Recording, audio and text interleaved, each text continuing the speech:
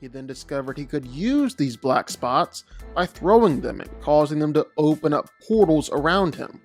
He then declared himself the Spot, decided to challenge Spider-Man to a fight, and Spider-Man laughed right in his face and quickly beat him, leaving Spot humiliated. After a few more defeats by Spider-Man, Marvel relegated the Spot to permanent loser status. The character was conceived of as a joke villain, but the fact that they gave him such incredible powers makes it kind of a depressing joke. Since his first Marvel Comics appearance, the Spot continually popped up here and there, usually fighting Spider-Man or as part of a larger Marvel supervillain team, like the Sinister 16, MODOK's 11, or the Legion of Losers. The fact that he was a part of a team with a name like that tells you everything you need to know about how the Spot saw himself. The saddest part of all of it? Hey guys, this video is not going to be the usual power scaling or analysis that I usually do on like a series I like. This is going to be a little more serious one, so this video is gonna not really have too many jokes. This honestly is not really a laughing matter, and this situation needs to be dealt with immediately. And call this a exposed video, whatever you want, but I'm pretty much calling out another creator who has been plagiarizing for years, and that creator is DanCo. DanCo is a prominent YouTuber within the space of versus battles and power scaling, and has been on YouTube for years, and recently has seen a solid uptick in views. With this success comes scrutiny, and there's a huge issue with this channel that has been brought to my attention, so I decided to work alongside some of my friends to uncover the whole story. As I said earlier, DanCo is a blatant plagiarist who steals his scripts from writers working for various publications, from well-known ones like The Ringer, Screen Rant, Polygon, and Comic Book Resources to smaller, lesser-known sites like Fiction Horizon. The issue goes deeper than just taking ideas. He is literally just plagiarizing articles word for word, bar for bar, and regurgitating other people's work and passing it off as his own. Sometimes he just takes other articles and tries to combine it into some Frankenstein Kevin 11 monster fusion of a video where all he does is just provide his voice and low resolution footage. For example, like in his TMNT video where half of it is taken directly from the Screen Rant article. That being top 10 most powerful turtles and Teenage Mutant Ninja Turtle canon (parentheses ranked). And this was written by Spencer Cannoli. Take a listen to DanCo's video while I show the articles side by side, and you guys tell me if I'm just waffling, if I'm just crazy. Metalhead is a robot turtle with an intellect nearly equal to Donatello, as its programming one-sided access to Donatello's mind. So not only does this turtle bot have genius-level intellect, but it's also physically imposing. Metalhead has built-in weapons, unmatched super strength, and the intellect to accurately predict its opponent's every move. Donatello is a certified genius with inventions that can match those of Mr. Fantastic or any other super genius out there. Donnie had a hand in the creation of the multiversal portal travel. He merged magic with science to literally travel through time, and even escaped death after Donatello was effectively killed by Bebop and Rocksteady by transferring his consciousness into the body of Metalhead, and then transferred it back to his original body once it was healed. Michaelangelo is the TMNT's resident party dude, but that doesn't mean he can't fight. Time and time again, Mikey has proven that his laid-back attitude doesn't hinder his ninja training in the slightest, though it does keep him from becoming more skilled than his brothers. The Last Ronin proved that Michaelangelo has what it takes to be a brutal and unyielding warrior.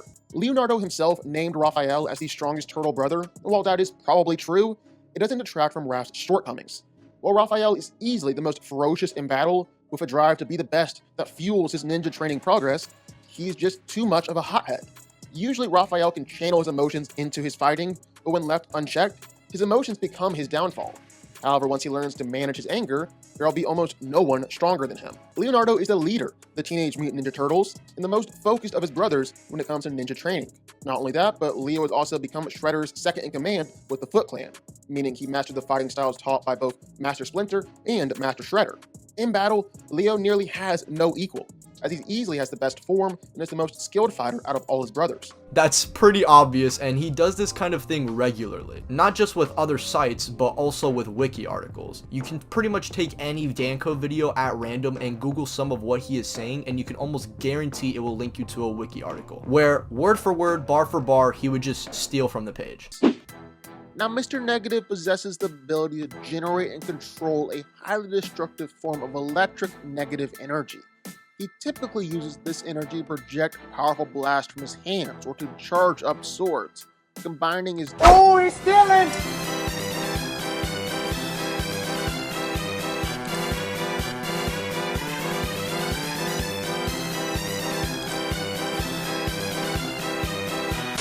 Now, I understand that no one can know everything, and we all use various wikis to some degree when researching a video, but it's unacceptable to copy these wikis word for word and rearrange it for a video. People within the power scaling community shouldn't settle for this when other channels like myself spend months reading guidebooks, reading mangas, comics, watching shows and movies, playing games, etc., costing me my sanity just to properly power scale their favorite fictional universe and characters. No one expects DanCo to be an expert on everything. A lot of us can, say that we're good power scalers, but there's probably a lot of stuff we still don't know and there's much to learn. And there always will be, but the videos he makes should be his own, not just, like I said, a Kevin 11 fusion of other articles or other people's work. Especially when it concerns plagiarism, which, by the way, is illegal, especially when you're profiting off of it. Taking a look at DanCo's Social Blade, he makes up to $82,000 a year off the backs of other people's work, which is pretty accurate numbers after speaking with other creators his size. Again, he's stealing from writers here like Alex Stamus at The Ringer, who wrote an article called The Rocky and Creed Pound for Pound Fighter Ranking. Under the tutelage of Rocky and Rocky V,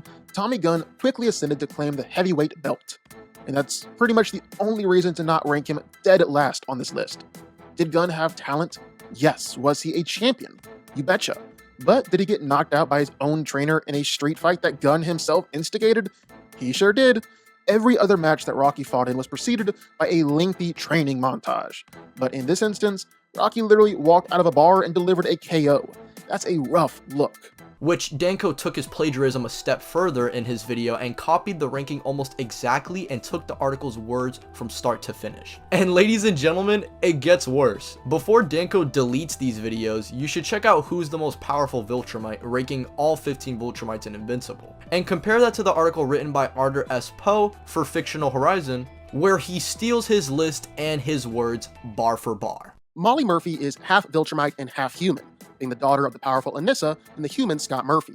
She appears much later in the story than other characters, and while she obviously has some abilities that all other Viltrumites possess, they haven't been revealed yet.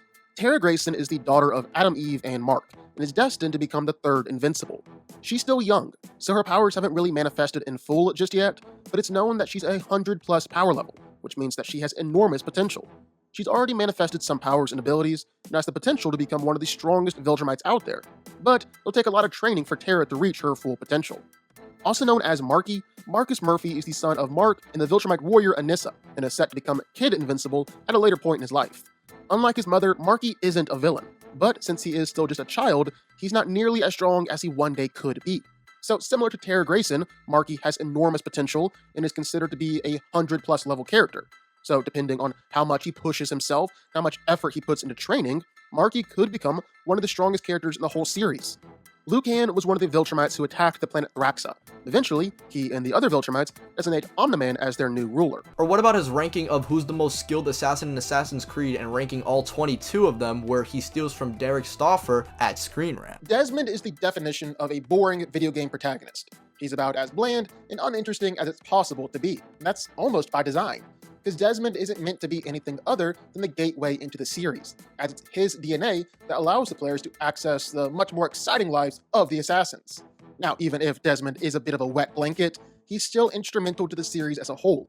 He's also not that bad of a fighter, due to the bleeding effect, which allows Animus users to learn the skills and abilities of those whose memories they access. Desmond became a master assassin. Oh, that's not enough? Don't worry, he plagiarized the Game Rant article, The 30 Best Spider-Man Villains of All Time Ranked, written by Tom Bowen. Black Tarantula has proven himself to be a worthy adversary to Spider-Man on multiple different occasions. With superhuman strength and the ability to heal almost any injury, it's almost impossible to hurt the mysterious villain, let alone beat him outright. In fact, Black Tarantula is one of the few Spider-Man villains that Spider-Man will admit is more powerful than him, with Pete saying that he's not only weaker than Black Tarantula, but also a lot slower too. And not just that, but Black Tarantula's Cyclops-like eye lasers proved to be a very effective last resort. He also stole the Guide to PS5 Spider-Man 2's Many Costumes and Their Comic Roots article written by Zach Ryberoff. The Japanese word for spider, this suit has an appropriately ninja-esque vibe, and is original to this Spider-Man sequel. Here we have Peter cosplaying as his nemesis Kraven the Hunter, whose Steve Ditko designed suit is refashioned into gold-plated leather pants and furred-up fabulousness. Sadly, laser nipples are not included. The 2019 comic series Spider-Man Life Story we see Spider-Man's career and life reimagined as if it were told in real time, which means that we see Peter aging and progressing through the decades ever since his debut in 1962. Incredibly interesting concept and a good read. In this suit, one of several appearing in that mini, was designed specifically for space-themed adventures, which of course explains the astronaut headgear. It's new, it's blue, it's got the spider emblem and a tiny little circle on the chest. What more does anyone need? Oh, wait, you should also check out the Avatar Legend of Korra All Known Avatars Ranked by Power article written by Danny Hernandez for CBR, and compare that to DanCo's Avatar ranking. Setsu is a kinda unique case when it comes to avatars, because as of now, he's the only avatar that we're aware of that almost wholly disregarded his position as an avatar. Rather than take up his responsibilities as the avatar, he took a low-level position within the Fire Nation government, eventually working his way up to the Grand Advisor of the Fire Lord, and focused almost all his energy on fixing problems in the Fire Nation, while disregarding all the other nations. Oh, what about when he stole from the Screen Rant article written by Melody McCurdy, ranking every Predator hunter in the franchise? Remember this Predator? No? Well, there's probably a reason for that. His only purpose was just to be killed off. He was there to be killed by the Xenomorphs.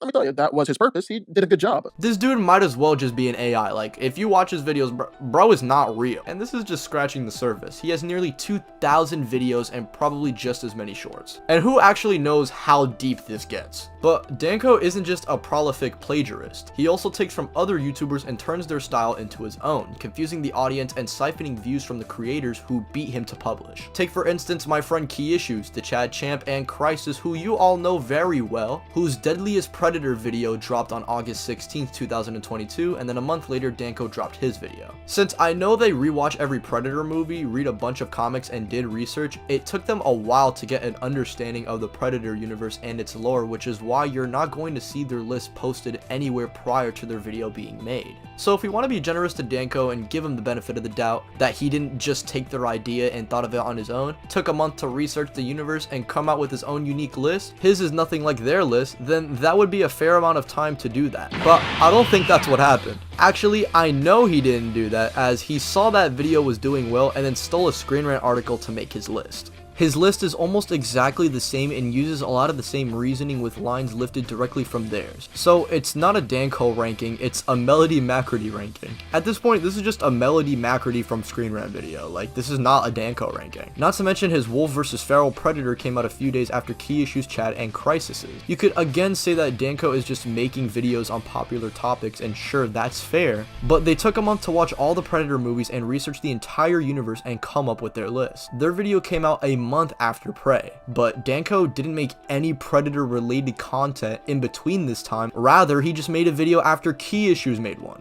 But because he didn't have the time to actually learn about Predator himself, he stole everything and threw together 3 videos, all of which came out after the Key Issues video blew up. And a lot of his explanations within those videos are eerily similar to theirs, as well as being lifted from Screen Rant. But it's not just Key Issues and Screen Rant and Polygon and The Ringer and comic book resources he's stealing from. Key Issues and these publications are pretty big. While it definitely hurts their viewership from him siphoning views away from their videos and articles, it harms smaller creators even more, like Crisis and Chad, who are frequent Key Issue collaborators and my friends. You guys have seen these two on my videos. The same content siphoning that happened with Key Issue's Predator videos has been happening across the platform to similar channels that DanCo, which prevents them from growing at the rate they should be. DanCo probably found out about Crisis through Key Issues or Seth the Programmer, who Crisis wrote and edited several videos for. Seth the Programmer is a channel DanCo has been emulating for years. I mean, you could only imagine how much he'd be siphoning off basically the biggest power scaler on the platform. Which, you know, is fair. A lot of the community looked up to Seth and tried to make videos that people enjoyed as much as they did Seth's. Regardless though, he found out about Crisis somehow, and it looks like he immediately put a bookmark on his channel. Ranking the Spider-Verse characters, Crisis made it first. Ranking the Insomniac Spider-Man characters, hey, I was on that. Crisis made it first. Rocky versus battles, Crisis made them first. And then he rushed out his stolen ranking video out, which certainly took views from Crisis's ranking video, which took months to research. I'm not gonna lie to you guys, Crisis is probably the first person who like looked at the Rocky universe and just did a deep dive power scaling it. Bro is the founding father of this in the Toby scaling. I'm not gonna lie to you guys. Which obviously DanCo tried to shadow clone. Another channel who DanCo has seemingly stolen from is Lonks Takes, who made a power scaling video on the spot in the wake of the popular Across the Spider-Verse, and who makes a video just 11 days later with the exact same words in the thumbnail? DanCo. It would be one thing if DanCo just took ideas like when he saw Key Issue posting versus battles in their community tab and then deciding to make those, or saw Key Issues was successful with their thumbnail style and stole it, or when he saw Christ's video blowing up and took his ideas, or when Lonk posted his video and took that idea too, or took his thumbnail styles from Seth. Even if he is a cheap copy of other power scalers, competition breeds innovation and it should be good for everyone. Except DanCo cheats and he takes the words of other writers and pumps out content without knowing the first thing he's even talking about. Here's another thing, man. Like I said, this dude nearly has 2K videos and about as many shorts. There could be hundreds more examples of plagiarism here. For those who remember, back in 2018, IGN was caught for having one of their writers copy a YouTube game review almost word for word. This guy was shamed and subsequently fired from IGN, and there's a precedent for unacceptable behavior to be dealt with severely. Now, I might be a little biased, but go watch one of my goats like Key Issues, Crisis, Chad Champ's videos, and compare it to DanCo's, or even other creators like Lonk, Chuck, and Seth. DanCo doesn't ever really provide solid reasoning, evidence, calculations, scans, or anything of substance to make his points. And the reason for this is because he is incapable of doing this, because he doesn't know what he's talking about, because he steals, because he cheats, because he's lazy. He's not willing to put any time and effort into actually researching and trying to give his own opinion. This man is a slimy, spineless shadow of literally every creator on the platform. And you as the audience don't deserve that kind of laziness. The community deserves better, and I hope that we can discourage this type of behavior because it doesn't belong anywhere on the platform. And I know it's weird for a lot of my fans probably watching this video. It's like, bro, isn't this the guy who like screams about One Piece power scaling? Like, I know it's kind of random, but honestly, this type of like behavior specifically like just gets under my skin. I don't like spineless individuals. And for the sake of transparency, all of the publications that DanCo has stolen from have been informed of his plagiarism, and how they choose to pursue this is their choice. But I could not sit back and watch DanCo continue to grow and thrive off the work of not only other people, but my friends. He mimics other YouTubers to siphon their views while stealing from writers who actually put the work in. It's disgusting, he should be ashamed, and honestly should delete most of his videos, not because he got caught, but because they aren't even real videos, they are AI generated articles. If I were him, I would just personally delete my entire channel. Like, I would like feel nothing but ashamed in myself for doing this. I hope he sees this and changes his ways, but I really hope his subscribers see this so they know the man that they are supporting. Seeing as DanCo copies all these people left and right, I'm gonna take a page out of his book, seeing as he features a Bible verse in many of his descriptions. Exodus 20:15, thou shalt not steal. Oh my god, that was fire. I'm like Oda.